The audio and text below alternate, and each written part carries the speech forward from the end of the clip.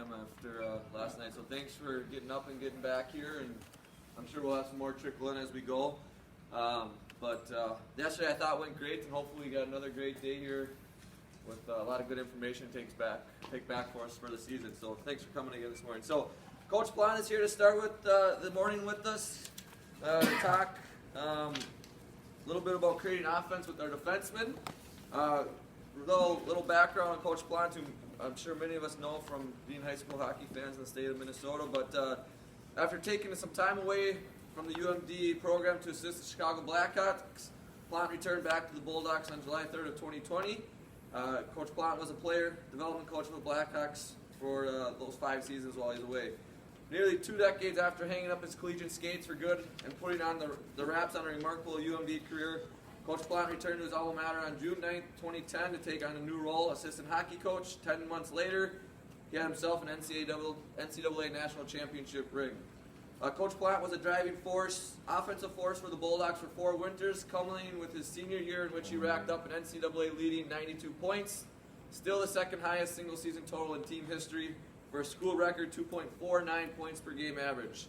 The product of Cloquet High School was captain for UMD in 1992-93, the WCHA regular season title for the team and a berth to the NCAA regions, and in the process was named the Hobie Baker Award finalist, a first-team All-American, and the U.S. Hockey Male Athlete of the Year, and the WCHA Player of the Year. Not bad year.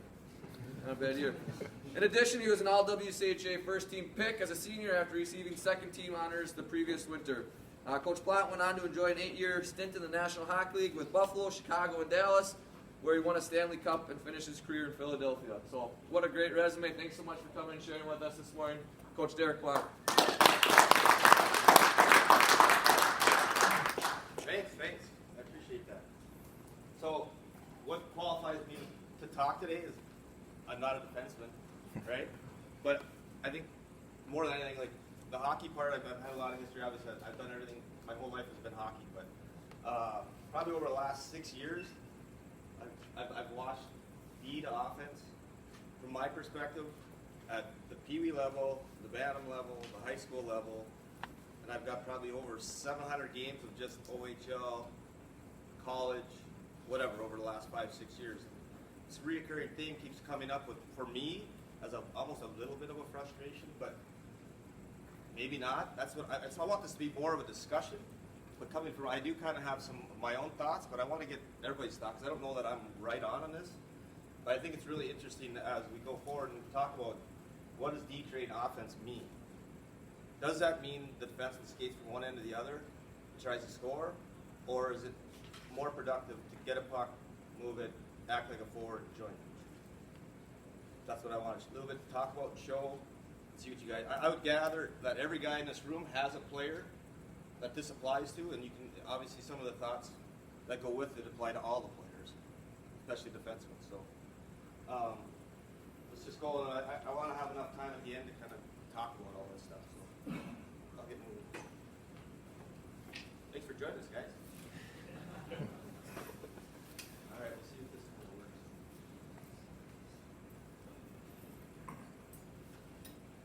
I don't know. See if I can function. Let me go back here. Maybe I can come where I can see a little better. Is that all right? Wherever you need to go. You guys still see? Yeah. So this isn't to pick on any one player. If you recognize the player, it's not for me to pick on the player. I just found some clips that kind of represent some stuff I want to talk about. This is what I saw probably about 200 times this summer, just watching USA camps and just watching some high-end younger guys and older guys. And this is actually the youth development program tryout, so these are obviously really good players. But I see this a lot.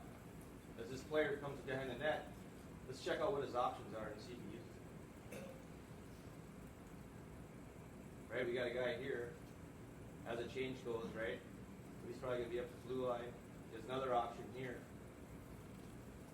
What do you guys think? Think he's going to use those options? Here you go. Oops. We'll see.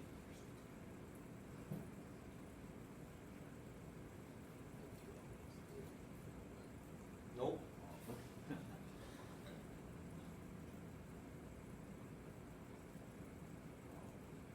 that a nice rush? Yeah. For sure. Does he get anything out of it? Not really offensively. I mean, he does get it from one to the other, so it's not like, I know we all have that player, that's the discussion, right? Is it more valuable to have this guy that can skate out of your zone every time? Yeah, there's value in that, for sure, right? But if you want to have offense, is this the best way to go about it? This is why some young D, the reason they don't become old D, right?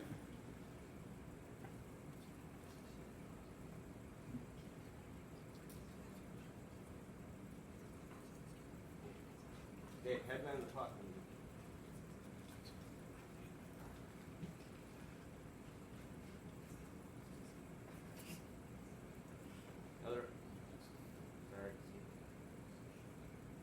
Another opportunity, right? Headman the puck. See where this one ends up.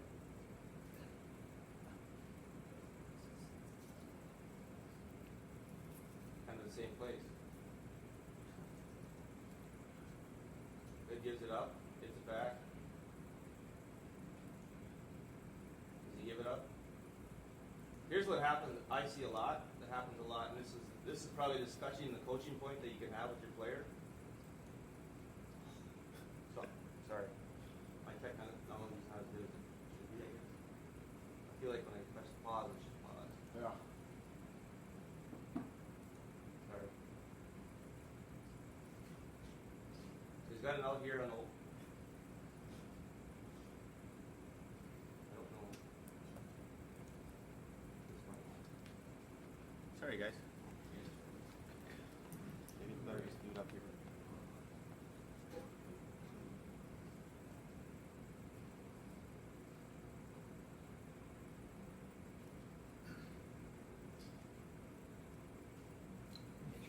Still showing here. Huh? Oh, is that what it is when it doesn't disappoint yours? Yeah. Teachers know. So move the cursor to the front.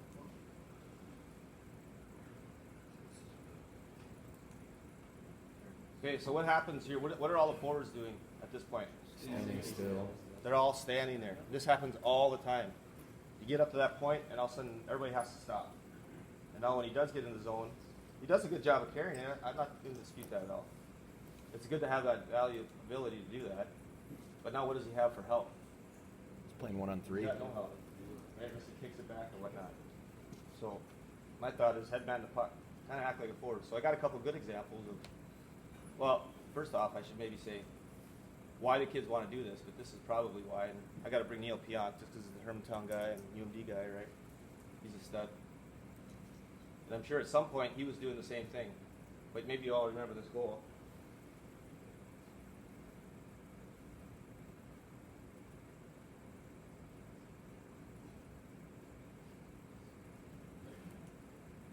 Serial killer. There it is.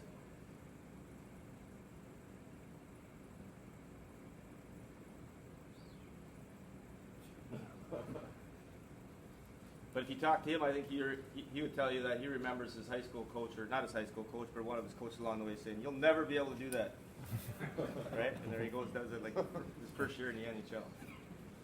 But that's the kind of guy Neil Pionk is, right? He's got that determination, that filter, to figure it out. Like he's going to make it no matter what, just because of his determination and whatnot. So here's him doing it more the way I would project him to do it. Gives it up. Derek, you want a chair? Oh, I'm good. You guys are alright, but I'm alright. Find a way to give it up, join the rush, be part of the rush, act like a forward even. Get to the back door, one-timer. Not bad.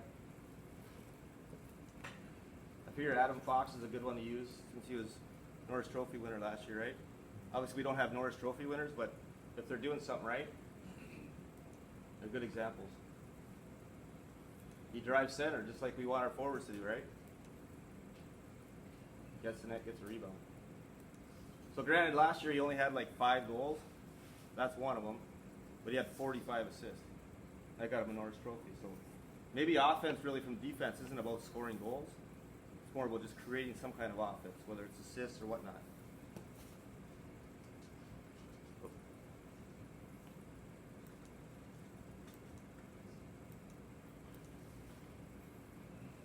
So scoring on the rush. So I did find Adam Fox going end to end once. Yeah, I'm not proving my point very well. But if you look at the time, it's a power play, a 5-minute power play. There's a D here and there's a D way over here. And this is one of those drop breakouts where I think he just realized he just skated right up the middle.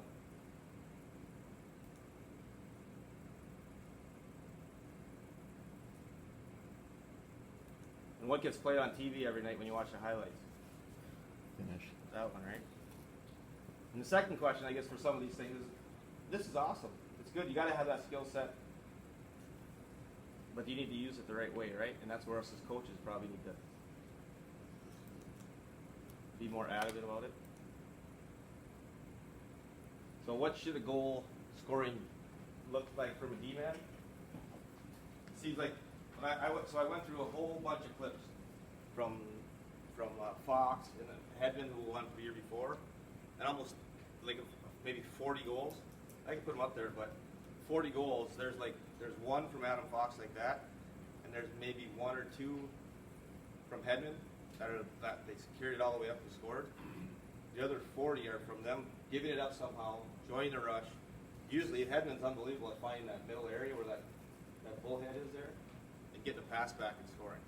That's how they're scoring their goals. So, and the other way is, again, it's on the power play. Most goals are all coming on the power play. Most of their points are coming on the power play. 5-on-5 points are, I think, really hard to come by. Here's a young guy doing it. Just finds a space. I think that's how D are scoring, or tend to score a lot more off passes. Here's Hedman. Gives it, finds an area. Boom. He's awesome at that play.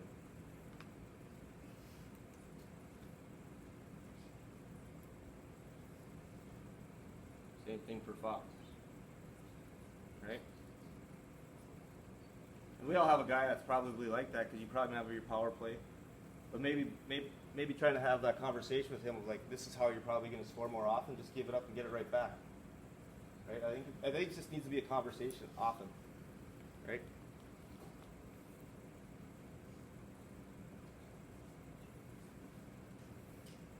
Here's Hedman trying to find that sweet spot.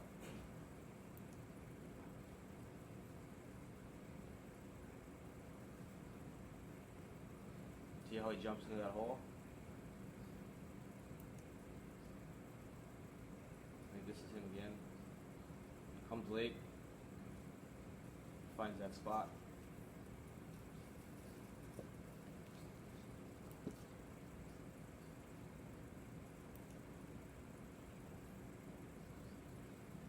Okay, that's the question. Can we change the mindset? For me, can we change that mindset? Like, where's the mindset coming from, do you think? I don't really know the answer. Like, I would guess that one, it's probably coming from home a lot, right? Probably coming from watching some videos. I know my kids watch videos all the time of goal scoring, so they obviously like the ones that are highlights. Where else can they get that information from? Well, a lot of those videos you showed at the start were like that tryout process, so maybe their Yeah. mindset is they have to make an individual play to get noticed. Or Right. 100%. I think that's a big part of it. Where's that pressure coming from? They think they have to show that. Like, and I guess that's a little bit the question. Why do they think they have to show that? Maybe just because that's internally, you just feel like you can do it better than everybody else. Are a lot of these guys the best player on their team growing up? So they're used to having the puck all the time. For sure. For sure. And so now it becomes a matter of trusting your teammates. If you give it up, you will get it back. Yeah. I think that's a big part of it. Fielders are the sexiness in not giving it up. You don't see that just coming up and that making the passes. What scouts are watching. Yeah. I think 100%. That's a big part of it. I think they've gotten away with it a ton growing up, being the biggest, strongest, fastest, whatever. Right. Yeah. Hey there. We noticed the last 3 or 4 years, I had Jack one working on Yep. the team, and we just saw for the last couple years the need, or the kids just naturally organically fell into it. When teams would be passing in the neutral zone and sink on us, we'd naturally follow a hinge. Yep. back, their toes are already moving up north, they're already committed. And they're engaged now in the rush, and then the negative was all our forwards were so stagnant. Yeah. So we actually just said, forget it, we're going away from the hinge. And we just played way faster as a team. Because now the puck was going north and our forwards were jumping it, Yeah. open ice. But we teach the hinge nonstop, it's habits, right? Yeah. So sure. it took us almost 2 weeks to get away from it. The That's kids that's naturally interesting. didn't Yeah. understand. They just would make a DD pass, hinge up, get moving, You got a and little get bit of it back, speed and going, they're yeah. already committed. And half of them are above the puck already. Right. And then, then you scream bloody murder when there's a turnover. So it kind of happened organically when teams would sink, and we just say hinge, Yeah. and then it just happens. And the kids are looking at it like, well, that's what we do in practice. Right. Right. So I guess it comes back to a little bit the practice habits and where they're getting their information from, the reformation. Whatever that word is. Confirmation from, right?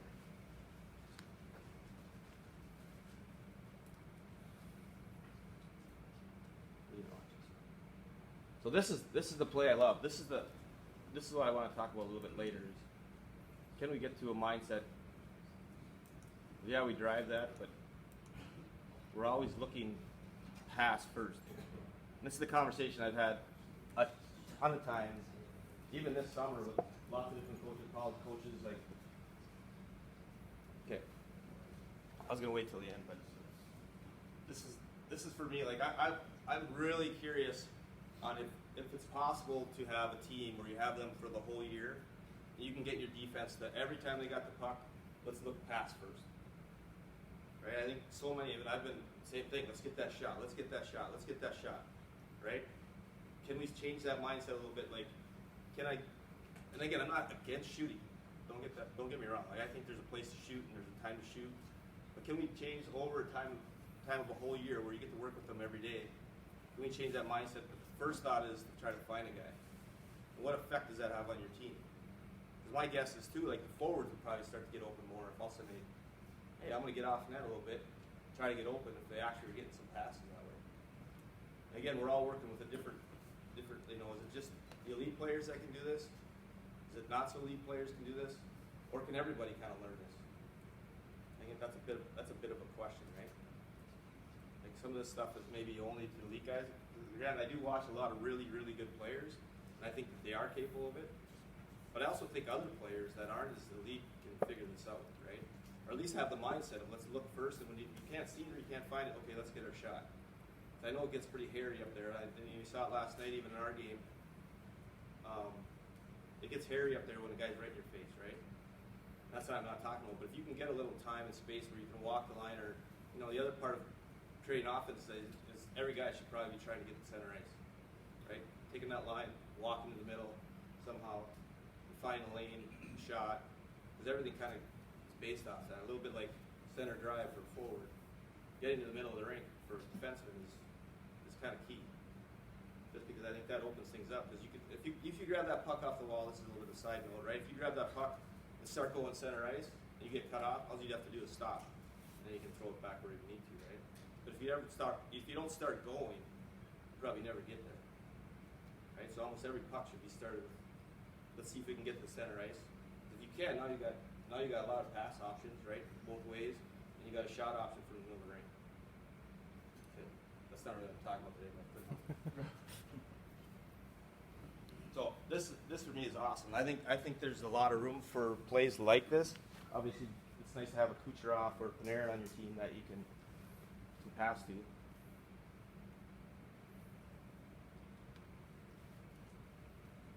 Okay, assist from the back end. How are we getting assists from the back end?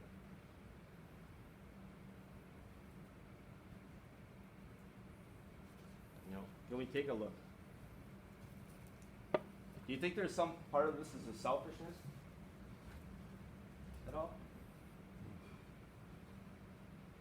Like I find sometimes I'll watch a guy, and if I watch him long enough, I can see like he's making the pass only when he wants to, because I know he's fully capable, because I've seen him make the play. It frustrates me to watch a kid that I see that doesn't make that pass, because he's like, I don't really want to, and he just goes and tries to do it by himself. So I think that's another thing that coaches have to kind of like be aware of. Like, is he doing it because he just maybe doesn't respect that player, or he doesn't, you know, his girlfriend's in the crowd, or I don't know what it is, you know, like it could be anything. But I think there's a part of me that it bothers me when I see a kid like make the pass one time, and the next time he does it, because it's almost like I'm just gonna go. He made that decision before he got the puck, and I'm gonna go try to do what I want. I think a lot about that. Just the way I'm seeing it. There are many kids who've been watching live hockey at a high level, person, watching TV now. Yeah. And, you know, even with the lines of resolution we have, high def, it's still, it's very similar to five guys on the screen, so, and especially in certain situations, like on a breakout, yeah, they pull back. But then once the first pass is made, they cut to something close, so their rhythms, Yeah. how the game is played, are more televised rhythms than live rhythms, and so, Yeah. okay, but once that first pass is made, what's that decision you make? I'm just home, because that's the next Yeah, shot. right. Yeah, right. I think there's value in that, right? Because we've been watching hockey, and I think if kids are watching hockey, that's awesome. I think you can learn so much from watching hockey, especially if you're watching NHL hockey, because the color guys are all ex-NHLers, and they're not giving you bad advice. Mostly what they're saying is pretty good. So if a kid watches, I can tell a lot of times when a kid's been watching hockey, because they just know what's going on during the game. You know, they get mad when a kid goes offsides because they realize that was stupid, right? Even at a young level, pee-wee, whatever. Okay, so here's another one. Assist from the back end. Sorry to keep getting sidetracked. This is so exciting.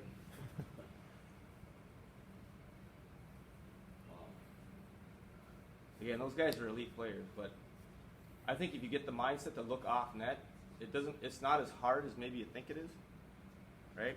Still a time and place to shoot it, because this is probably this play particular is set up because he has bombed a bunch from here already.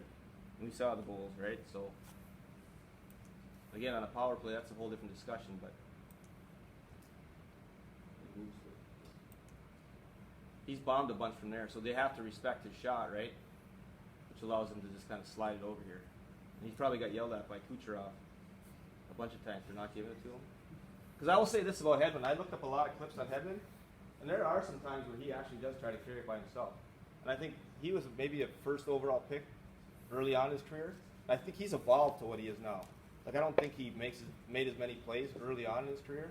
So I think these guys are still learning a lot too, right? There's stuff in their DNA that's like, I can be better, I can be, you know, and that's what you'll find about a lot of NHL guys, is they have this thirst and thrive to get better all the time, right? And they're looking for information how they can get better. And I think we probably all have some of those guys on our team, and they're so much fun to work with, right? They come to you and you give them a little tip to work on, and they're like out there working on it to fix it. And then they get the next thing and they work on that, right? That's, to me, I've had some guys like that. We had Carson Kuhlman at UMD. Like, you tell him anything, and any kind of suggestion, he's out there the next day early, was working on it until he got better at it, and he worked the next day. That's the reason he did NHL. It's not because he can dangle better, but it's because he's got that work and desire. Those are fun kids to work with, right?